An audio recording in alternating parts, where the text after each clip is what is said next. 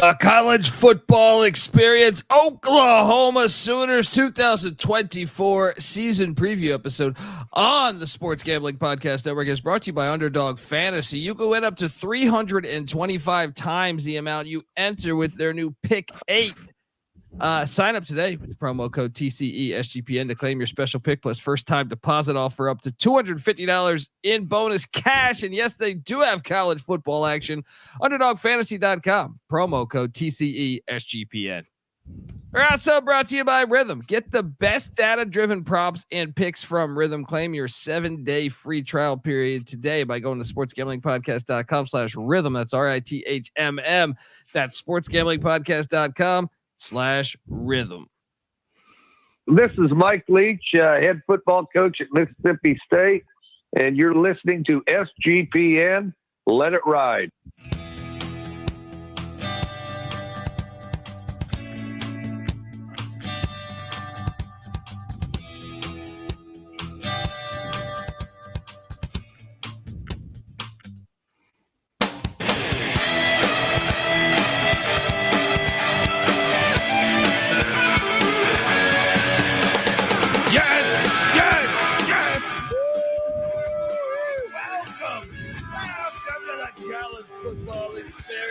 Oklahoma Sooners 2024 season preview episode. Boomer Sooner, as we are here. Hopefully you're watching this youtube.com/the college experience as we're breaking down all 134 college football teams. Yes, we'll give it an hour, the same hour to Utah State that we do to the likes of any other team in the nation, whether it's Alabama, whether it's Michigan. We cover it all. And this year it's these Oklahoma Sooners here. Yes. And this year it's 134 because Kennesaw State is joining the FBS. So more work for us. Not a complaint here. I'm drinking. I just poured a glass of vodka in a Christmas cup because damn it, it's Christmas time for us college football maniacs. Right. We love college football and we love previewing this every year. And I think this is one of the more exciting storylines coming into it is the Sooners obviously leaving the Big 12, jumping to the SEC. But before we get to all of that, you're probably wondering who the hell you're listening to, and that's fair. My name is Colby Swiggin, Database Dad, a.k.a. Pick Dundee. That's not a pick. This is a pick. He was raised in the land down under, where a man thinks on his feet, speaks with his fists, and lives by his wits. When Dundee happened, he was a superstar. I'm probably drinking too much and celebrating too much and not sleeping. Would have killed a normal man, but no, that's gone. The medical advice I got from that was like being hit by lightning. Pretend it never happened and get on with your life. Yes, Boomer Sooner. The chat's rolling. We got some Go Pokes going on in the chat. Bitter about Bedlam. I am bitter that Bedlam's gone, but I'm excited to talk college football regardless. Bedlam should always happen. Figure it out, you motherfuckers. All right, figure it out. I am joined by my co-host. Give it up for former JMU Duke defensive back, the burrito eating, sideline kiss stealing, wheeling and dealing. Patty C is the place to be. Hi-oh up. Oh man, what an honor to get that music on this podcast. Yes, Brian Bosworth, the man, the myth, OU legend. I don't know why they don't have a statue of him. I should have let in with our, now that I think about it, with our... This is Brian Bosworth, a.k.a. The Boz, and you're listening to SGPN. How did I not lead in with that? I went with Leach, but Leach was the OC here too. It works. Leach delivered a national championship. Oh, wait, did Oklahoma get one in the 80s? Yes, like right? Yeah, they did. Yeah. I don't know. That's a confusing era, but I'm pretty sure they did there. I thought in like 86, 87, so 85, yeah, somewhere in there. Yeah, 80s. I mean, look, this is I'm excited to have you on the show. You had some bold takes in the offseason about the future of Oklahoma football, and I think it's worthy to have you on the show. I mean, you're always on the show for the most part, but I'm saying some episodes on the previews when we're previewing 134, you're not available, but I specifically wanted you on this one because this is a very interesting topic to me is you have Brent Venables entering year 3. You have Oklahoma going with Texas to the SEC where they're attached to the hip.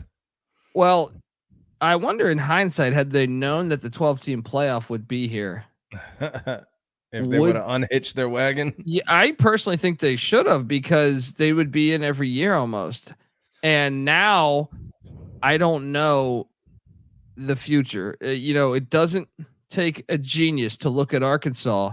And let me just bring this up. Arkansas is money. Still money. The playoffs are going to bring money to your university if you're not in it.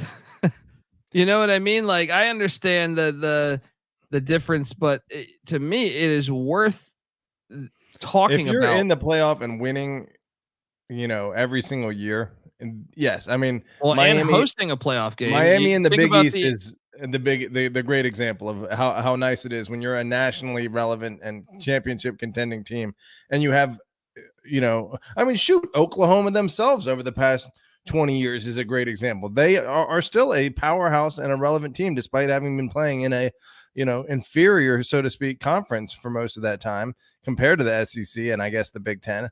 So, yeah, I mean, it is a little risk, certainly. A little risk. I would say, and this is a big question that I would ask about this is 14 conference championships, by the way, since 2000 for Oklahoma. Well, and then when you think about like the money that the playoff game will bring in from an economical standpoint, whether you're in the playoffs and traveling and making that TV money, or if you're hosting in Norman, Oklahoma. Yeah. But I don't know. Look, here's where I think you're right too, is like maybe not year 1 or year 3 or year 5 or 10, but over time, when you fail to reach, championship levels or a consistent playoff level, which may be the case with that level of competition they're going against, you lose your championship cachet. And all of a sudden, the mystique is gone that you built, and it's not exactly easy to get back. A perfect example, and this is why I brought it up, is their bordering state, Arkansas. What if I told you folks out there from 1959 until 1991, Arkansas had just 2 losing seasons, right? And national champienships and multiple double-digit win seasons. 59 and 91 is not a coach or two. that's 4 decades. Yeah, that's three. That's four coaches, and then. Well, that's still not that many over 32 years. Well, back then it wasn't this demand, all this money. Like now, coaches got like an 8-year leash no matter what when you signed back then. Yeah, that's true. But it's like a career job then. Yeah. So, and obviously Frank Broyles killed it for a little bit. But my point is, Patty C, is 2 losing seasons in 33 seasons, right? Yeah. And then they joined. Then they joined the SEC, right? Yeah. In year 1, they went 3-7, and since then, 3-7-1 in year 1. Since then, they have only had 3 double-digit win seasons, and in general, they have had 14 losing seasons in that run, which is, by the way, right around 30 some years here, 33 years. Yeah. So my point is, and my fear is 7 times more likely to have a losing season. I'd say things got worse.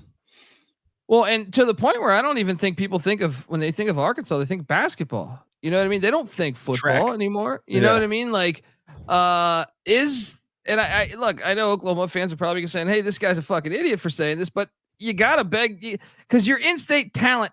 You say you always went into Texas. Well, guess what? Arkansas still goes into Texas, but Arkansas just is not the same anymore.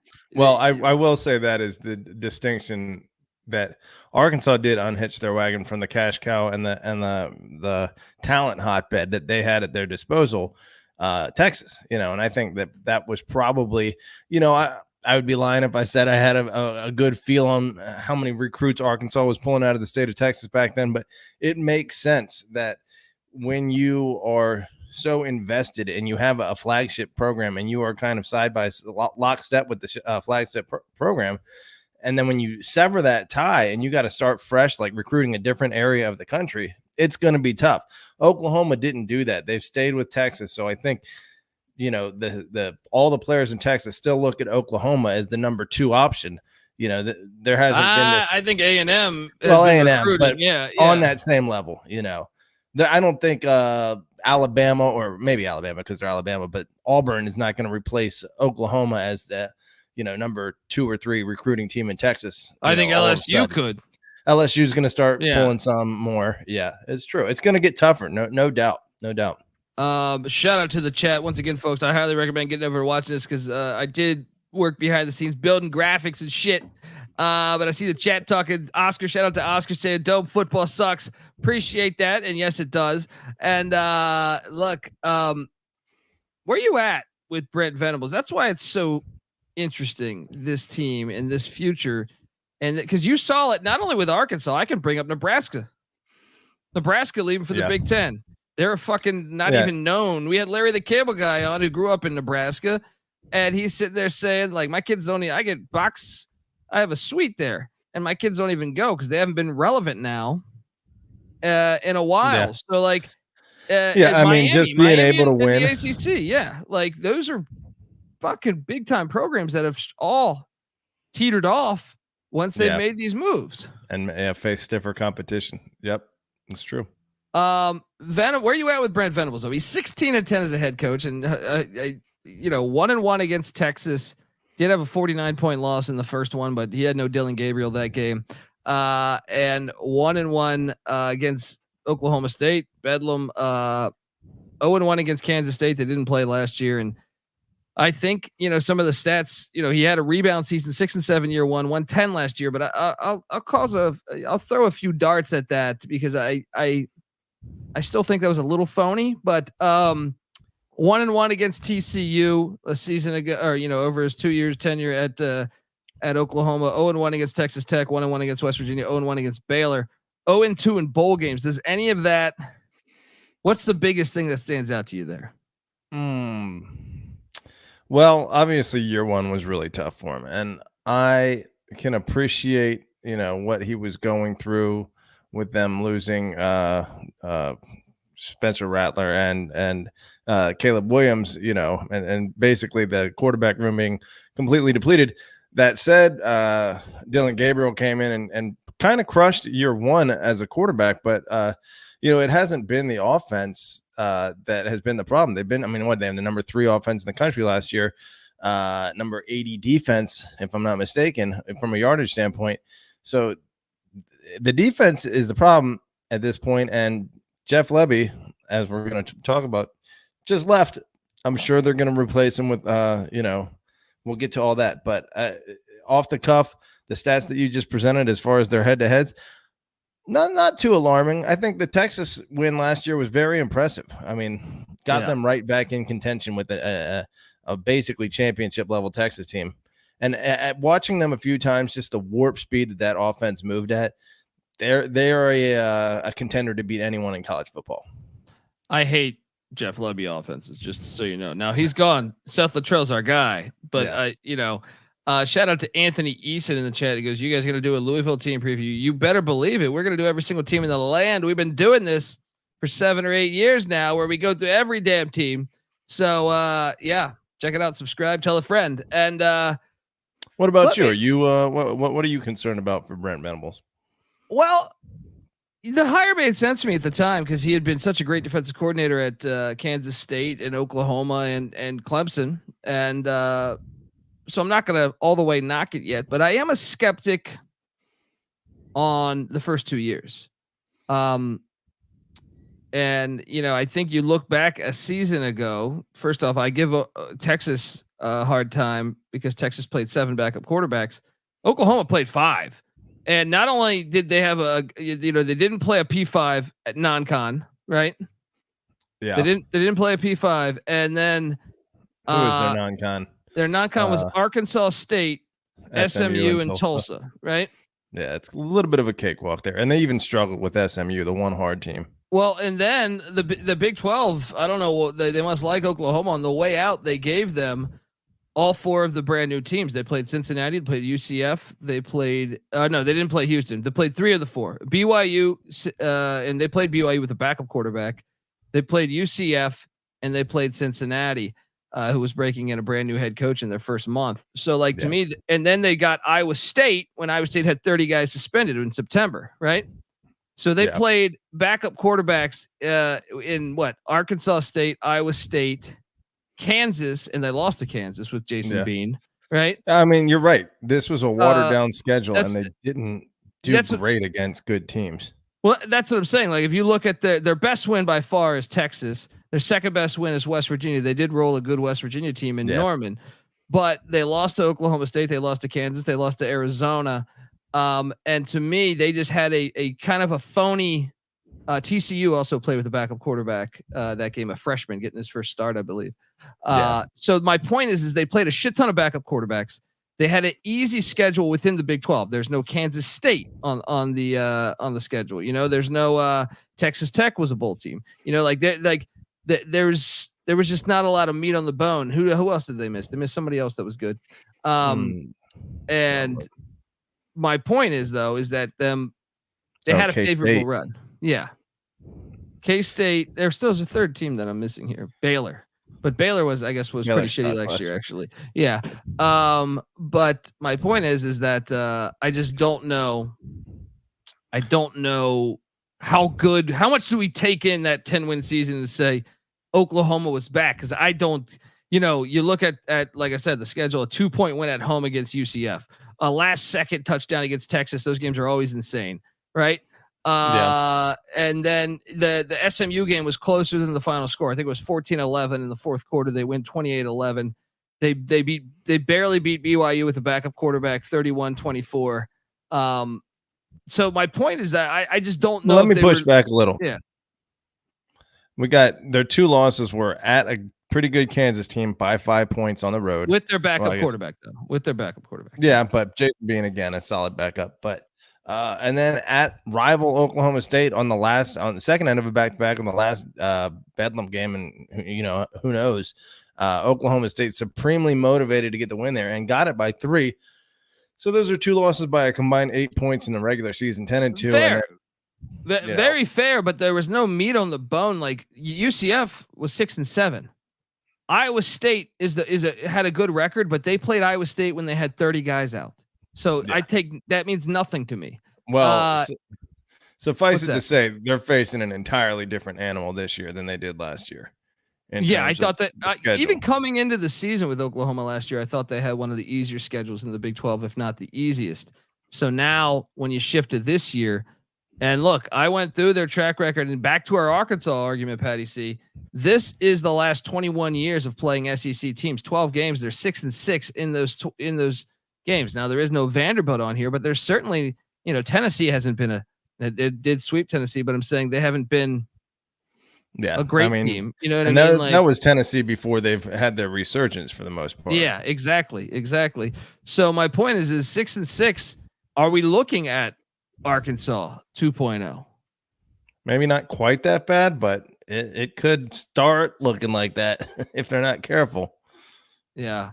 And they've got their ass whooped recently. I know they got Florida. They whooped Florida's ass in 2020, the COVID year. But, the LSU game, the Bama game, definitely got their ass whooped. And then that classic against Georgia in the Rose Bowl. I'm just saying, you got to talk about these things. Let's start this off, though. A year ago, as you just alluded to, Jeff Lebby was running the offense, and he is now the head coach of Mississippi State. In comes in Seth Littrell, our boy, former Mike Leach fullback at Oklahoma, who's notorious for the dropping the clipboard for the fake play sheet in the Red River shootout. En route to a national championship, right? Yeah. And Seth Littrell, I thought, got a raw deal at North Texas. Thought he was doing a good job at North Texas. But he's definitely going to. So air raid, they're going to go air raid. They're going to, he was the OC at North Carolina with, oh man, what's my guy's name? Larry Fedora. So he's back in the game, and he's an OU grad. I dig that, but I guess there's you got to expect regression in a way. Last season, they were 4th in scoring in the nation. Ironically 4th in the Big 12. And then 3rd in yards in the nation, 1st in the Big 12, 6th in passing, which was 1st in the Big 12, and 7th in rushing, which was 7th in the Big 12. That is balanced and dominant. The offense, and this is to me why it's scary for this year, I would say, is that they took some hits on the offensive line. 2 guys got drafted. They only had 3 players drafted, Patty C. Is that a little bit of a red flag for Oklahoma? Typically they would definitely have more than that. I think that is a little bit. Let me see. I mean, yes. I mean, what 2023 they had 5, 2022 they had looks like 7 or 8. So they definitely expect more than that at Oklahoma. Only 3. Well, to me, that the eye test when you watch the games, it kind of tells you that. Yeah. So they had 2 offensive linemen leave. They were studs that are in the NFL now. They lost defensive lineman Jonah Laulu to the NFL. Drake Stoops is gone. Didn't get drafted. They also lost a couple other offensive linemen, and that's the red flag to me because they only returned 4 starters on a brand new offense. Gavin Sawchuk, the running back who was, he rushed for like 600 to 700 yards a year ago. The wideouts are back in Farouk and Nick Anderson and Andrew Anthony. But damn if they're not breaking in an entirely new offensive line and tight end as well as a quarterback spot. Now, I thought they did a great job in the portal in a way, late in the portal. Let's talk about it. They lose Dillon Gabriel, who, he only threw for 30 touchdowns last year, 6 interceptions. Losing a 35-year-old quarterback is maybe it's the right time. Maybe he's past his prime. I don't know. But no, he leaves for Oregon. And then the great General Booty. This team's you lose General Booty to ULM. I don't know what's going to happen to them. That's a loss you never want to take right there. Davis Bevell also leaves for South Carolina at the quarterback spot. Marcus Major, who at times I thought was solid, he leaves to Minnesota. Tawi Walker leaves for Wisconsin. Hollywood Smothers, great name, leaves to NC State in the Pussy Pack. Wide receiver Gavin Freeman says, I've had enough of this. What, you're going to go? We don't want to play in South Carolina. I'm staying in the great state of Oklahoma, but I want to stay regional. He's going to Oklahoma State. The only problem is now he's got to go to UCF or some shit. It's unavoidable these days, Gavin.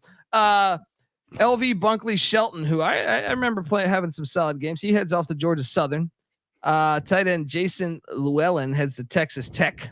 Blake Smith to Texas State. Tight end Hayden Bray hits the portal. The biggest there is obviously Gabriel, but I mean, Major is a decent loss too, I would say. Yeah. Major, I'm going to check real quick. I mean, obviously, Sawchuk was their leading rusher, so it's not like they. But the year before, it might have been Major. I remember him having some good games, but Tawi Walker was good for 500 yards. Marcus Major was good for 308. And Sawchuk only had 744. So they're kind of a running back by committee situation. No 1,000, no one even sniffing 1,000 yards, but still, that's 800 yards of production walking out the door from the running game. Yeah. And this is where it gets interesting. When you mix what they lost to the NFL and the fact that they lost Caden Green to Missouri, their starting tackle goes to Missouri, who's on the fucking schedule. They lose to offensive tackle Aaron Parks to South Carolina, offensive tackle Caden Green to Missouri, Nate Anderson to SMU, and Marcus Hicks to South Dakota State. The Jackrabbits. My point is they got destroyed. Yeah. And in whether they went NFL, whether they went in the portal, they lost a shit ton on the offensive side of the ball. So what did they bring in? In the trenches. I thought this one was a huge get late in the cycle. Casey Thompson. The reason why I think so, they're going to be starting Jackson Arnold, who is a 5-star that I know, is, I think, probably a great quarterback in the future. But you're entering the SEC with a brand new offensive line, brand new tight end. Like, it's a tall order for him. So going out and getting Casey Thompson late in the portal, I thought was genius. I wouldn't be surprised if they start a few games with him. He's like 30 years old. He's like Dillon Gabriel, but not as good. Right. But he's like 30 years old as well. And he also used to play for Texas, which is disgusting. And the Red River Shootout's going to have some extra spice because of that. Was he the quarterback? No, Ewers was the quarterback when they won 49-0. But yeah, Thompson, Thompson, I do recall, I believe, playing in that game. He did play in that game. But look, think about this. He played at Nebraska too. He's played at both their arch rivals. This is why college football is dead, they say, is because this guy started at Texas. He started at Nebraska, and recently last year started at FAU before he got out for the year. But it's pretty disgusting that he's at Oklahoma. You know what I mean? Like, you can't, that wouldn't, like, that's just horrible. But I do think from a football perspective, to get an experienced quarterback when you know you're going to be starting, a lot, a young guy, I think it's a nice get. They also added Steele Wassel. He's got to be the first quarterback that's played on. I mean, assuming that he did play for Texas in the Red River rivalry, I'm guessing I'm pretty sure he did. 3 years ago. Pretty sure he did. Yeah. Then he's got to be the first quarterback that's played on both teams. That's disgusting. That is disgusting. Running back Sam Franklin comes in from UT Martin. I know they're excited about him. He had a big year in the FCS. We'll see if he could step up into SEC play. Deion Burks from Purdue. That's a nice get. I like that one. Pickup. Yeah. Bauer Sharp from Southeast Louisiana. Going to get these FCS kids. Jake Roberts. Jake the Snake. Always was a fan of Jake Roberts. He comes over from Baylor. He was solid at Baylor. That's a nice get. And then this is their patchwork on the offensive line. They bring in Spencer Brown from Michigan State. They bring in Branson Hickman from SMU. They bring in Jerron Hatchett from Washington, a team that played in the national championship. Michael Tarquin from USC, even though USC's offensive line wasn't amazing last year. Fabici Nwanu from North Texas comes in. I don't know what to make of all this. Do you think there's no way the offense is going to be as good as a year ago? There's just no way. The schedule's much more difficult. You're replacing everybody. No, was Littrell at North Texas last year or no? 2 years ago. 2 years ago. So yeah. I'd have to go back and check to see what they're. I mean, I feel like they had a pretty explosive offense with him at the. I think they did, right? I think they did, which is surprising for a former fullback to generate He's a Mike Leach guy. Come on, true. Yeah. So I mean, as long as they are, kind of continuing in that high octane mold that they've done for since Leach got there, then you kind of expect them to have the pieces in place to make it go a little bit at Oklahoma. Yeah, but still, I mean, with the schedule being a lot. It's like, I don't know if they have the personnel. New. Yeah, exactly. Folks, I want to tell you that we're going to talk defense for OU in a second here, but I want to tell you we're brought to you. Well, first, you're listening to the College Football Experience, part of the Sports Gambling Podcast Network, and make sure to check out our new daily podcast dedicated to giving out underdog picks, the Daily Dog. Yes, new 10-minute episodes dropping Monday through Friday, the Daily Dog, wherever you get your podcasts. Also, the Circa announced they're giving away $16 million in guaranteed prizes for Circa Survivor and Circa Millions. Sign up in Las Vegas and play from anywhere with footballcontestproxy.com, promo code SGP. That's $50 off if you do that. Once again, that's footballcontestproxy.com, promo code SGP for $50 off. We're also brought to you by Underdog Fantasy. Yes, Pick 8 is now live for the NBA Finals, and Underdog also has college football when the season rolls around. Create entries with up to 8 picks, and Underdog will automatically double flex entries so you can miss, up to 2 picks and still win your entry, essentially. With more picks to make and extra ways to win, the excitement is higher than ever. And the best part is you can win up to 325 times the amount of money you originally enter. And you can now use specials and boost on all flexed entries. So what are you doing? Don't miss your chance to try it out before it's gone. Hop on over to Underdog Fantasy. Use that promo code TCESGPN to claim your special pick plus first time deposit offer up to $250 in bonus cash. Once again, that's Underdog Fantasy promo code TCESGPN. All right, we are back on the College Football Experience Boomer Sooner edition. Remember, we're breaking down all 134 college football teams, so we'll get to your team. Defensively, Brent Venables' specialty. Patty C was just alluding to this. Ted Roof, was at one point hired there by Venables. Didn't work out. Now they got the co-DCs bringing in Zach Alley from Jacksonville State. Previously, before that, ULM, and then Jay Valet. Yeah. Co-DCs, everyone's doing it these days. I don't know if it's going to work, but I can tell you this: they got some work to do because last season they were 46th in scoring defense per game, giving up 23.5 points per game. That's 4th in the Big 12. And like I said, I thought the schedule was light. I thought the 5 backup quarterbacks, 17th in pass defense, that was 11th in the Big 12. 42nd in rush defense, that was 5th in the Big 12, and 77th in total yards, that was 6th in the Big 12. Your thoughts on any of that? Not good. Hold on. Let me dive in. Let's see. We said 42nd in rush defense, 17th in pass defense, or I feel like it was no, for some reason I felt like they were a much worse passing defense than that. I fucked that up. Hold on, I have it right here again. I wrote it down on a notepad. I think the 17th in pass defense. Really? Okay. Yeah. Well, then shoot. Then that changes my opinion. Actually, you know what, man? Then maybe their numbers are skewed because I almost feel like they're 17th in rush and 42nd in pass, and they fucked it up.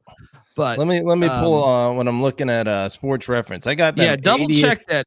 Double check that in total defense. Yeah. Yeah, I have them 77th in total defense. Okay, so it's close at least. 44th in rush defense, and then from a yardage standpoint, 42nd in rush defense from a yardage standpoint. Okay, and you know what? It might be in some of our some of those publications don't count some of the new teams. I think they don't count the FCS game sometimes. And they don't like JMU. I remember like year one, their stats didn't count officially in the NCAA rankings. And so even though they were, a good defense, they weren't ranked. And so everyone was bumped up that was below them, one spot. So how many new teams were in college football last year? There was a few. There was a few. So that probably impacts. Jacksonville State was one. There was a few in the CUSA. Gotcha.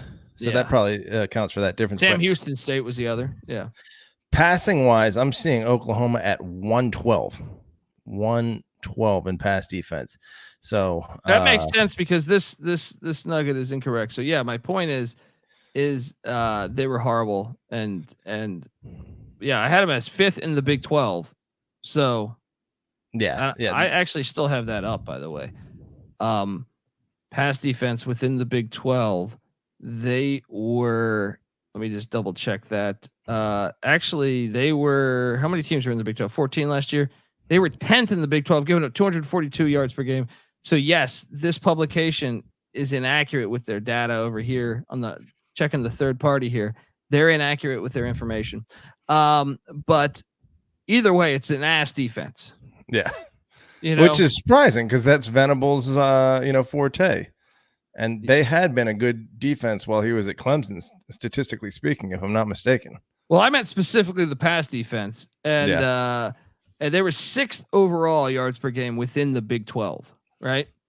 So like they were a middle of the pack Big 12 defense last year, and that's crazy to me because I just alluded to the fact they played 5 backup quarterbacks, and that you would wonder, and not only that, they didn't play Kansas State. They didn't play, a couple teams that we alluded to. And they're playing at such an advantage, like from a scoring standpoint, that they should be able to pin their ears back, rush the passer, and drop. They shouldn't even really have to worry about the run just because of how prolific their offense is. For them to still get diced up like that in the air symbolizes something's very wrong. Well, they got 6 starters back on the defensive side of the ball, and one on the defensive line, Ethan Downs, the linebackers, Deshaun McCullough, the former Indiana Hoosier, and then Danny Stutsman. Stutzman's a stud. Yes. McCullough's good too. And the secondary, they bring back 3, Woody Washington and Gentry Williams at the corner spot. Free safety Billy Bowman is back as well, but only bringing back 6 starters on the defensive side of the ball. Concerning a little bit, but I guess if you weren't a great defense last year, maybe that's a good thing that you're not bringing back everybody. In the portal, they took some hits, actually, more than you would think. The Kevin Gilman, defensive lineman, heads out to Virginia Tech. Reggie Grimes to Memphis. Linebacker Connor Neer hits the portal. He hasn't landed anywhere yet. Shane Whittier to North Texas. Defensive back Justin Harrington to Washington. Dia McCullough to Louisville. and Key Lawrence, who that's a big loss there, to Ole Miss, Devon Graham to Utah State. So they took a few hits, but they also were very, selective about their who they brought in. But I can tell you this: getting Demonic Williams. Demonic is an awesome name, dude. He's a stud. So that was a huge get. That was an absolutely huge get. The rest, little unknown. Caden Woolard from Miami, Ohio. They did play in the MAC championship. Des Malone from San Diego State. Malaska from Utah. I don't know. That is being selective. Only 4 players on defense through the portal. Maybe Venables has his guys and he's trusting his development. Maybe that's something he took from Dabo on the way out the door. Yeah, maybe. I don't know. I mean, I just feel like in general, when I evaluate this team, I can't see them being if they would have stayed in the Big 12, I think they wouldn't have won it. So like they've lost a lot of pieces. OC, defensive players, coaches gone. The whole offensive line gone. Quarterback gone, tight end gone, even depth in the running back room gone.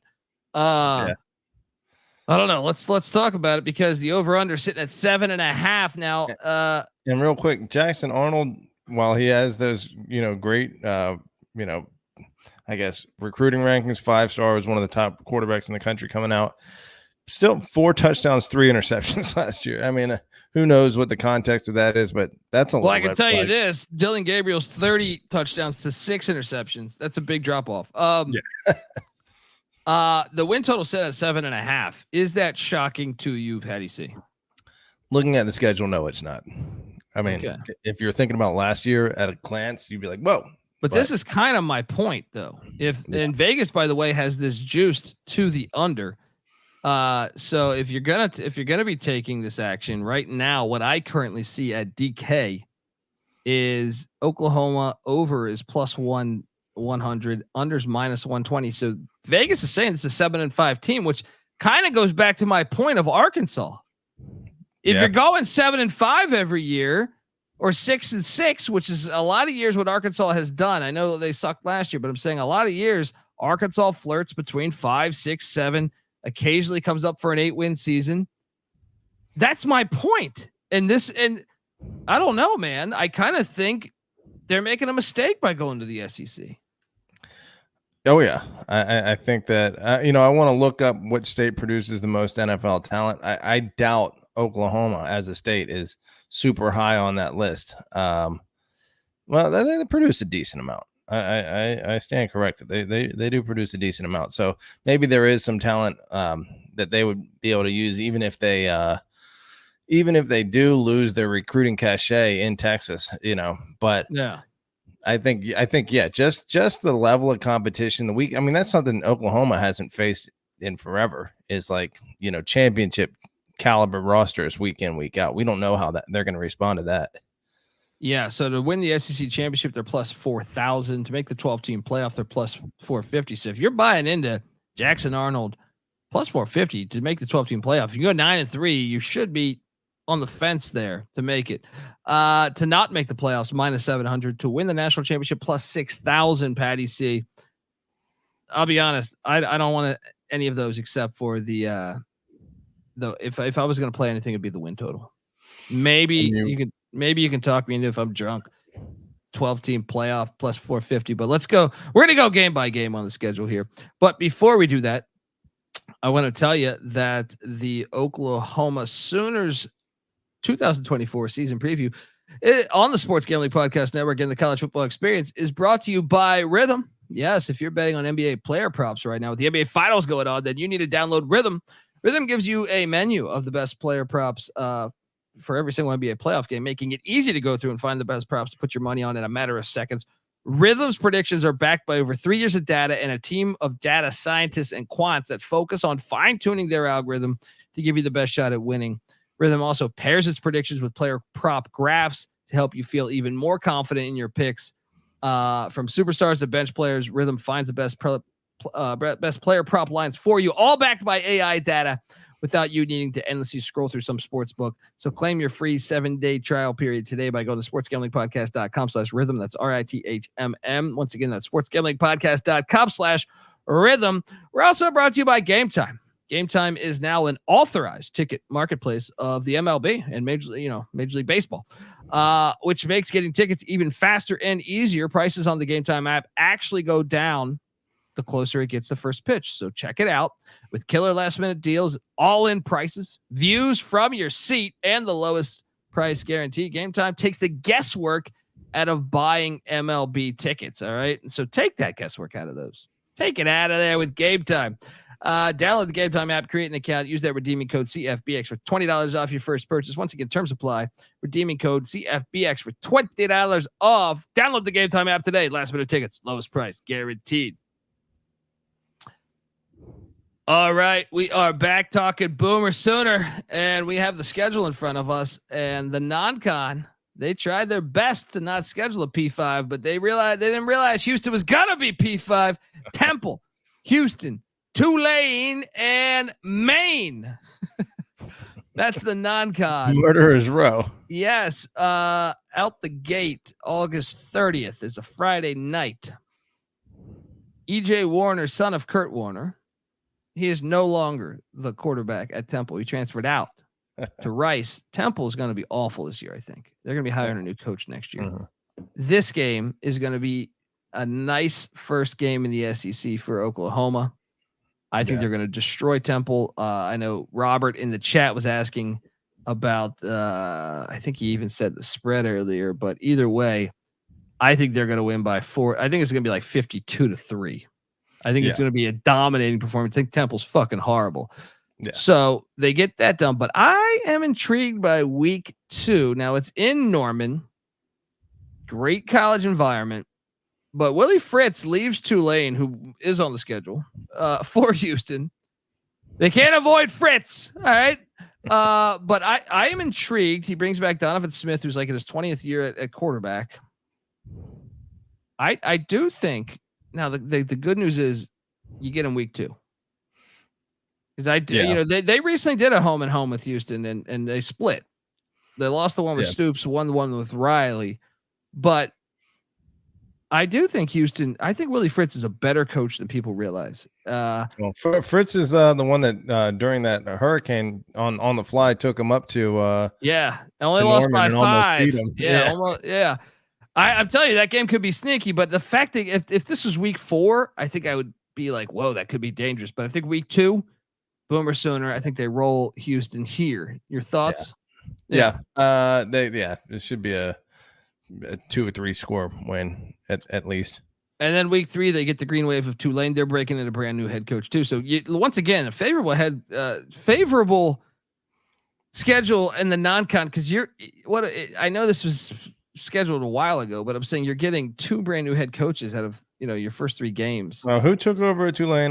John Sumrall leaving Troy for Tulane. Yeah. I think nice it's a great hire, but I just think week 3, it's a tall order. Yeah, it is in Norman. Still, Tulane has a lot of talent. They are used to winning. Pratt's not there. That definitely hurts. And that has shown. Fritz took a lot of players from Tulane too, though. Yeah, it's a nice little 3-game runway. The kinks worked out of the offense, before the big game start. So I think 3-0 for sure. I think 3-0 too. And then here comes the big one. Josh Heupel's return to Norman. I don't know that he's ever been in Norman as a head coach. He was with Missouri and they were in the SEC. They didn't play Oklahoma. Then he was with UCF. They didn't play at Oklahoma. So Josh Heupel returns to the scene of the crime where he won a national championship. Last national championship. This game is so important for the total to me. This is a huge game. Like I think Tennessee's roster is better, but you're playing in Norman, so it gives you a little bit of an edge. And another thing is this will be, Nico's first real road test. I think I don't have Tennessee's schedule in front of me, but I think it's one of his first 2 road tests. Gotcha. Let's see, Tennessee coming into that. Tennessee's got NC State and Charlotte, so it's kind of a road test. No, that's 50-50. That's not. Yeah, that's a neutral. Yeah, this is the first real hostile environment he's going to be. He's going to lose this game. Then give me Oklahoma to be 4-0. Yeah, I agree with you. But check this out: they're losing when they go to Hughes Strip Club, Freeze, and Auburn on the Plains. There's no way they're winning both those. With the roster being as depleted as it is, you're probably right. In a normal year, it's weird because Oklahoma is a reload kind of team. They're not a rebuild kind of team most of the time. I mean, the 6 and 7 in the 90s, they were a rebuild. I remember. Yeah, well, and maybe in the 50s they were too, but not really. They were awesome in the 50s, but it's been a long time since Oklahoma's had any kind of significant drop off, in their talent, in their execution for more than a year. I think they're going to be fine. I think they could win both of these games. You ready for this? Do you think Auburn will be a team with a winning record in this season? I would have to really review their schedule, but I think Auburn's getting better, and they were a bowl team last year. The reason why I say that is last year Oklahoma. What did Auburn do last year? They were 6 and 7, same year as ironically the same record as Brian Harson's first year.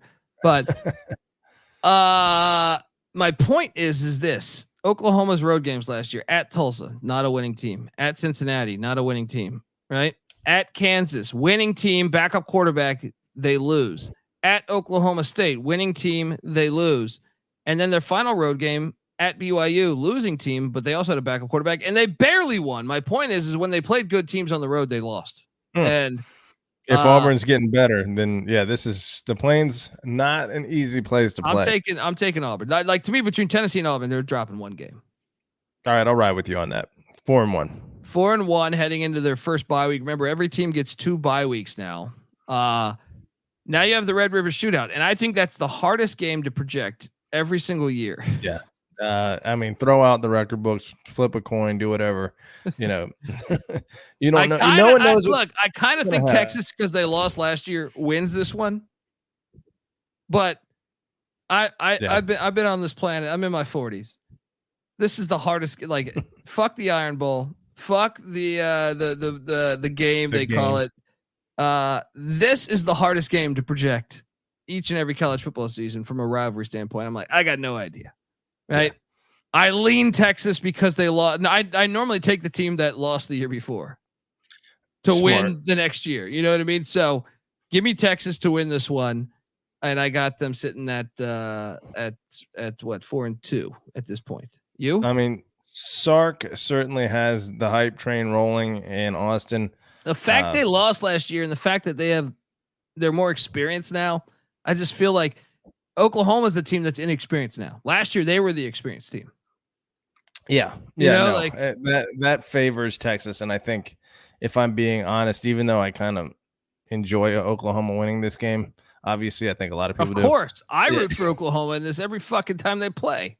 Yeah. Well, since 2010, Texas has only won 4 times. Oklahoma's won 4, 5, 6, 7, 8, 9, 10, 11. 11 and 4. Well, yeah, ever since Mac Brown and them left. And I know Schuyler in the chat is saying, which I think is Schuler, but he's saying Sark's 1-2 versus Oklahoma. But okay, look, I hope I am not a Steve Sarkisian guy.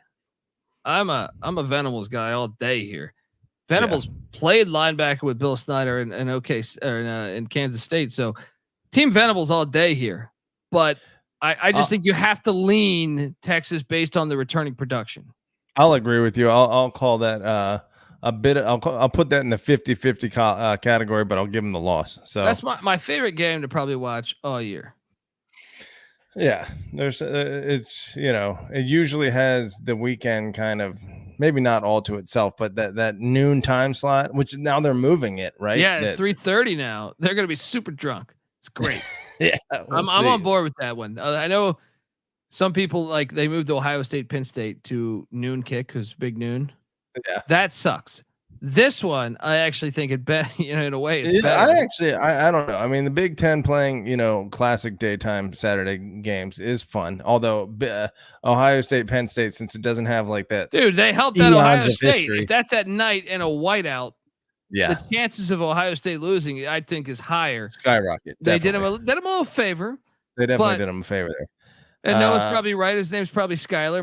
My apologies, Skyler, if so. But yeah, so we both got him at 4-2 right now. But that game's 4-2.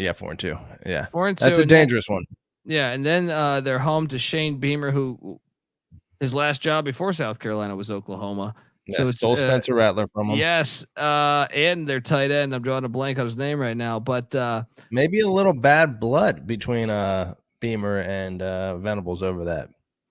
Yeah. I guess Venables wasn't there to like have Rattler beforehand, so we can't really. Oklahoma, if they lose to Texas, they're going to beat South Carolina by 40. If Oklahoma loses to Texas, then they're gonna stomp South Carolina either way. Although if they beat Texas, it becomes a little sneaky. But for a letdown spot, just I feel like just the human nature of it. You know what I mean? Yeah. But I got them there at what would that be, 5-2 at that point? Yeah. Again, that win total 7.5. Now they head, and this is a critical game to me. Yeah. At Lane Kiffin and Ole Miss.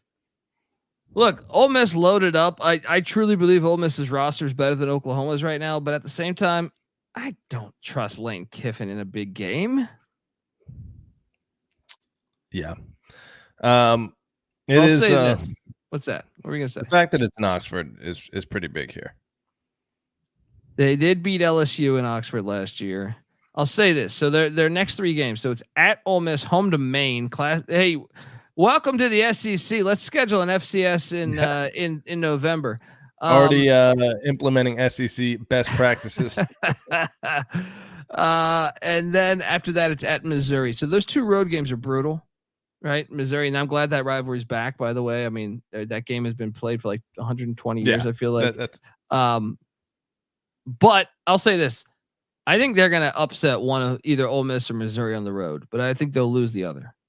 Well, yeah, I think between Texas, Ole Miss, and Missouri, there's certainly one win in there, and I think 1 and 2 is probably what you should expect in that 3-game stretch. So we're in the same spot there, but that does have them at 3 losses going into this final stretch here.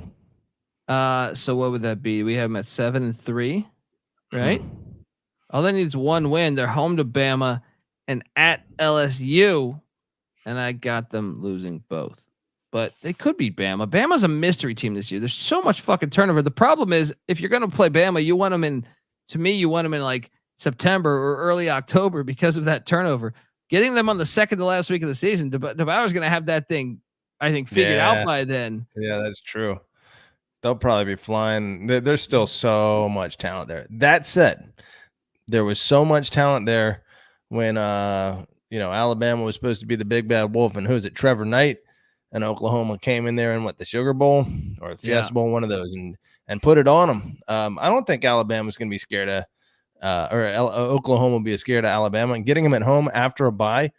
Give me Oklahoma to get that one, and then I think they probably go. So you're on the over then. You're saying 8-4. I am bullish. Now I'm a little over happy right now. I'll admit this. So maybe I have to pull it back here, but just in general, I feel like Oklahoma is going to be a surprisingly competitive team that isn't getting the shine they probably deserve going into the SEC play here. Worst case scenario is this. Worst case scenario, I'll even give them the non-con, even though I think Fritz is always one you don't want to look past that. A little dangerous of a non-con for sure. But if they lose to Tennessee and Auburn, they might walk away with just 1 SEC win, and that's against South Carolina. That's possible. That's possible, dude. You know what I mean? Not at all I mean, what is that? Texas 10 wins, Ole Miss 10 wins, Missouri 10 wins, Alabama 10 wins, LSU 10 wins. Those are 5 10-win SEC teams, and how many? Three of those are on the road, and 1's in a neutral site. And Robert's in the chat saying worst case scenario 6-6. Well, my worst case scenario would be, okay, you get your 3 non-con games. You beat South Carolina in Maine. So my worst case scenario to me is 5-7. They're a better team than that. They're not going. They were 6-7 2 years ago, yeah, and but they had Dillon Gabriel at quarterback. There's much more questions on this team. that's true. Yeah. That is true. Although and that I was will the say, Big 12 they were playing. the Big 12. Yeah. I hear there's rumors on the internets. Just the depth at quarterback with Casey Thompson and Jackson Arnold there makes me think that they'll have, some hand, either a hot hand in Jackson Arnold or an experienced hand in Casey Thompson that's going to be able to guide them and get wins in the games. Now, what your point is taken, though, is like there aren't that many games that they definitely should win on this schedule. A lot of 50-50 at like best games. Comparing this schedule, I got both side by side right now, right? Comparing this schedule to last year's. Okay. The toughest opponent they played last year was Texas, right? Yeah. That they play Texas again. Let's cancel that one out. Okay, cancel that out. Your second hardest opponent was Oklahoma State last year. This year it's at LSU. Yeah. Harder. Right? Yeah. And then your third hardest game from last year from a win standpoint is West Virginia. Or SMU, depending on if SMU was a phony team last year. G5, yeah. Yeah. But also like the SMU only beat like one team with a winning record. So to me, like they were just blah to me. Like I think Houston's a harder game than SMU. But West Virginia at home in Norman was their third hardest game, right? From a win standpoint. Well, my point is your third hardest game here is Alabama at home. And then you go to your fourth hardest game. It's probably Kansas. Yeah, road at Kansas compared or to at BYU, maybe.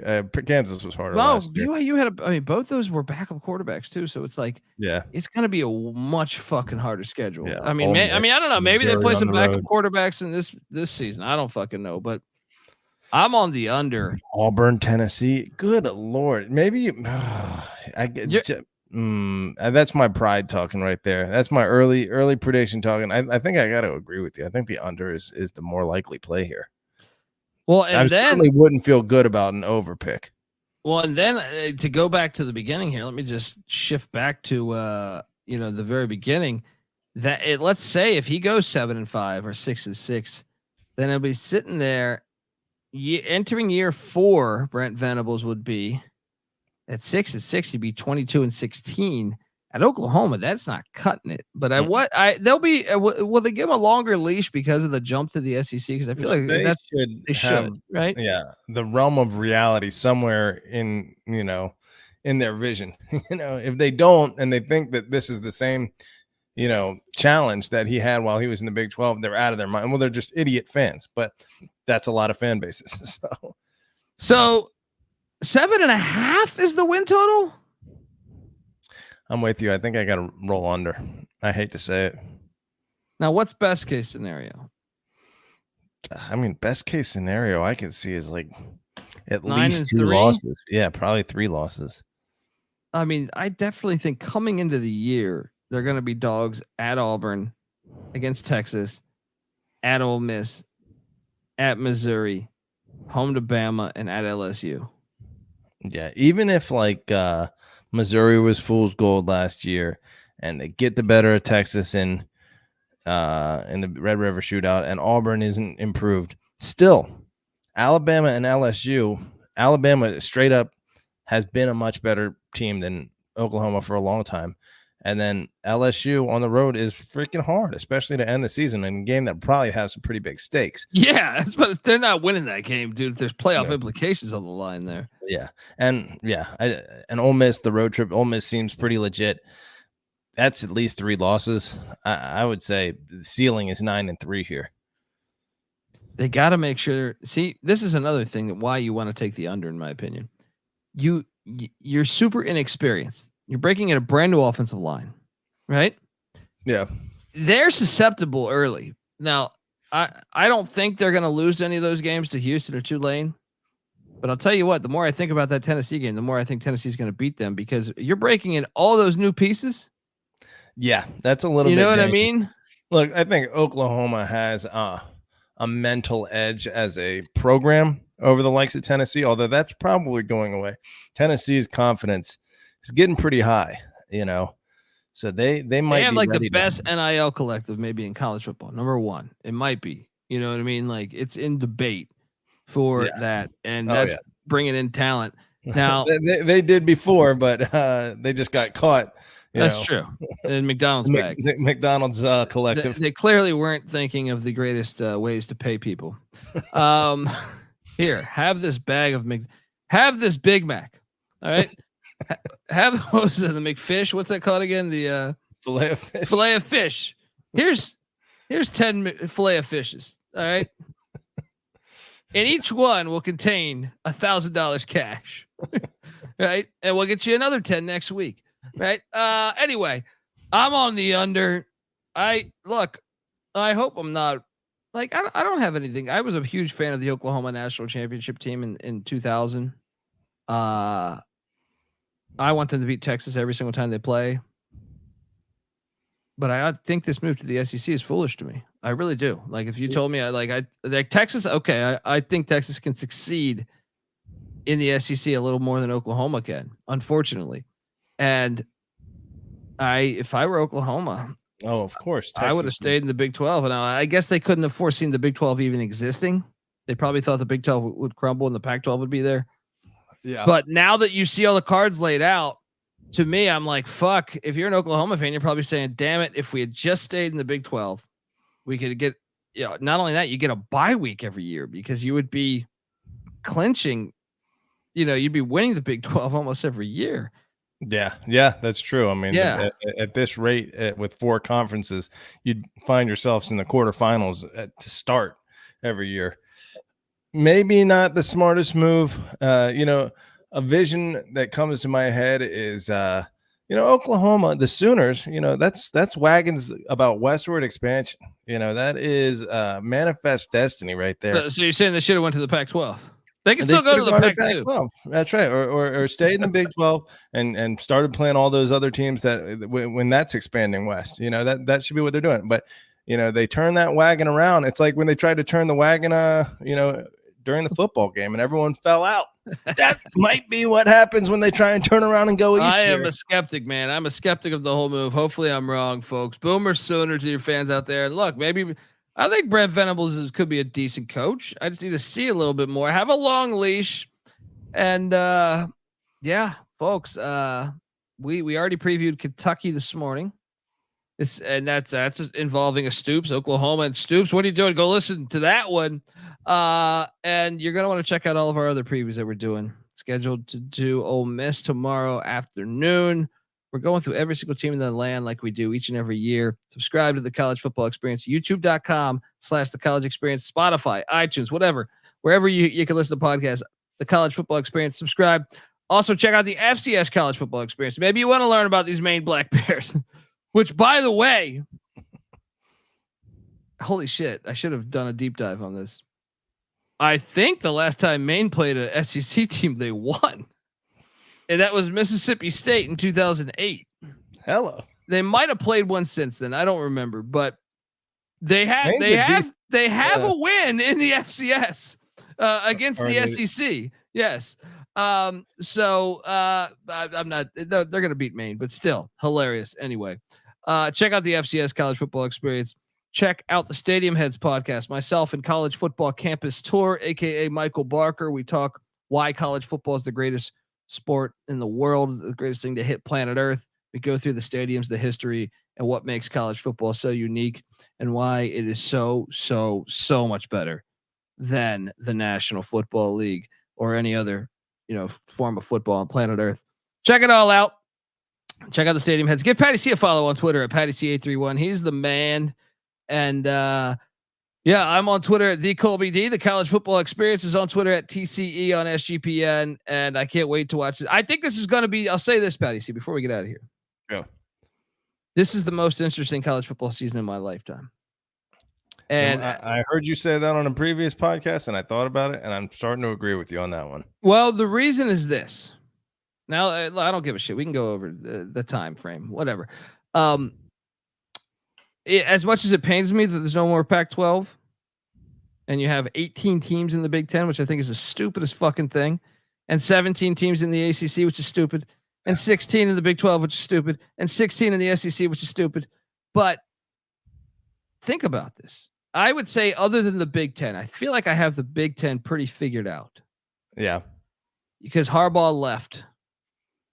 But even that, you could see Ohio State take back the rivalry, and that's somewhat interesting. But I got no idea who's winning the SEC. Yeah. I know everyone thinks it's going to be Georgia, Texas. I'm going to make this prediction.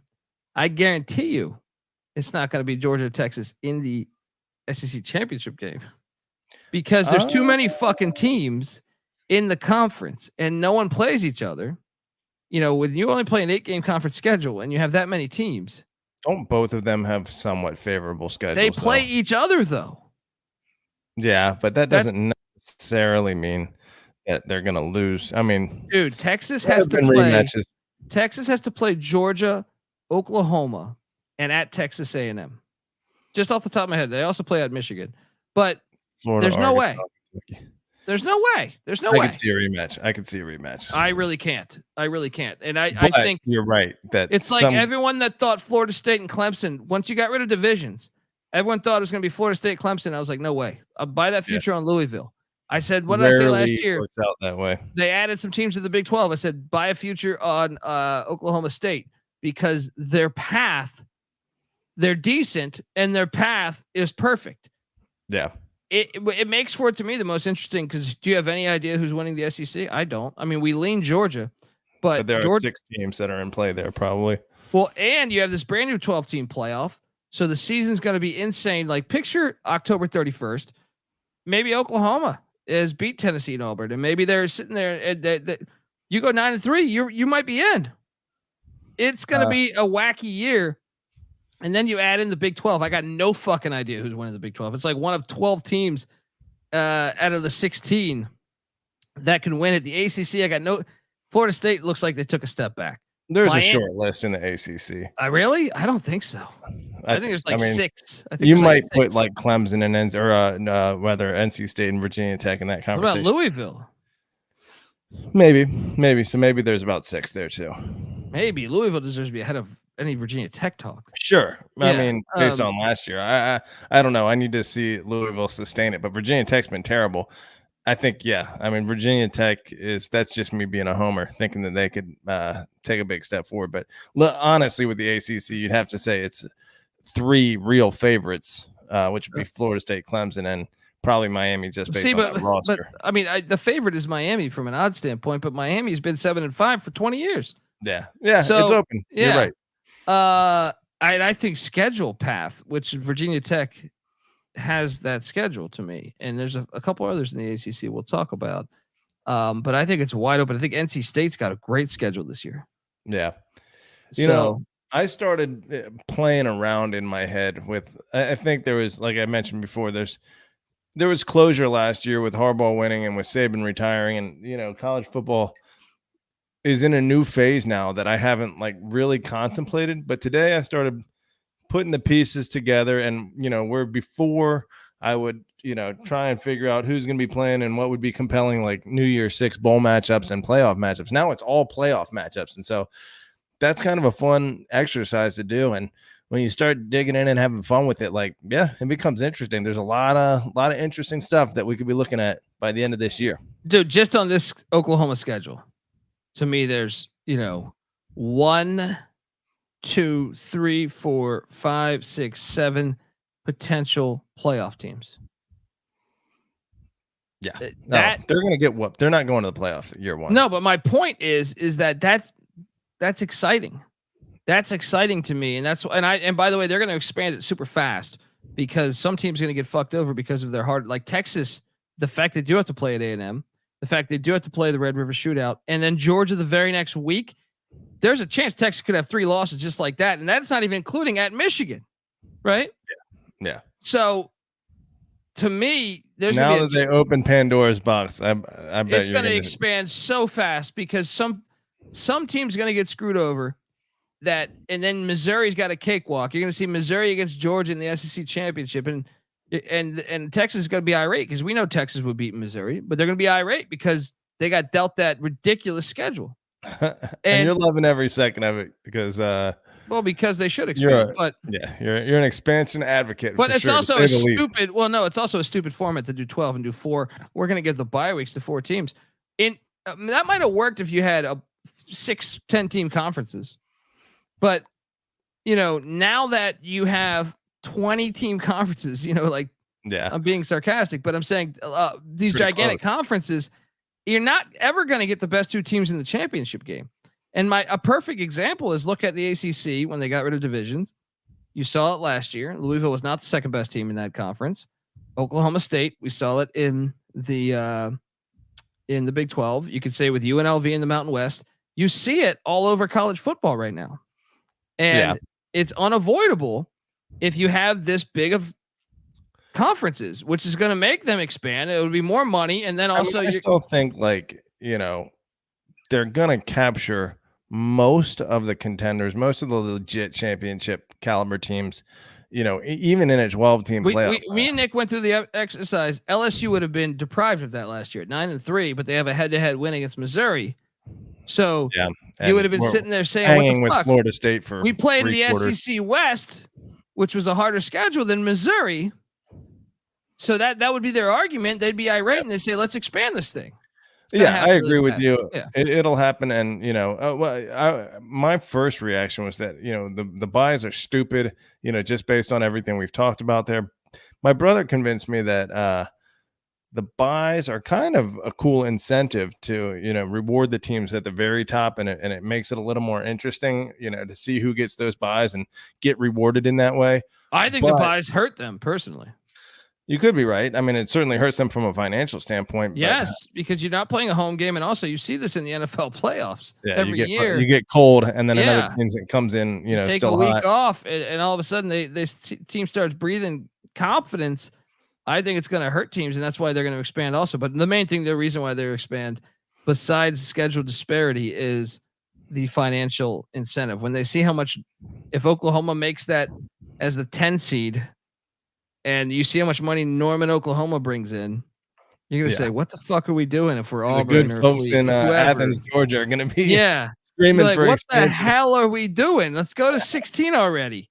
Yeah. All right. So, folks, anyway, we rambled a bit. Hope you enjoyed it. This is the College Football Experience. Check out the Sports Gambling Podcast every Friday live from Las Vegas on VSiN. And until next time, this is the College Football Experience. You better start thinking about yours. And we out of here.